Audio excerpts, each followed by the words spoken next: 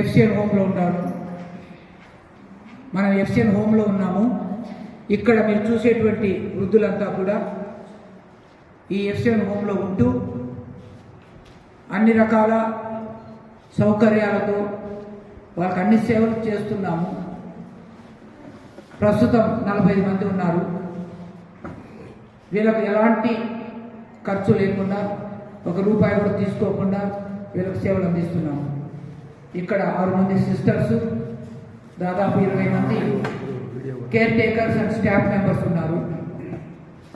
ఇది ఎంతో ఖర్చుతో కూడుకున్నటువంటి పని. వీళ్ళకి భోజనాలు పెట్టడం, మందులు ఇవ్వటం. ఈరోజు కరీంనగర్ నుంచి ఉమాపతి గారు ఇక్కడ మీరు చూసేటువంటి మందులన్నీ కూడా ఆయన అదే పనిగా మాకు సేకరించి వాటన్నిటిను బాగా పార్సల్ చేసి మాకు పంపించాడు ఈరోజే. వారికి ప్రత్యేకంగా ఇక్కడున్న వృద్ధులందరి తరఫున కృతజ్ఞతలు తెలుపుకుంటూ ఉన్నాము.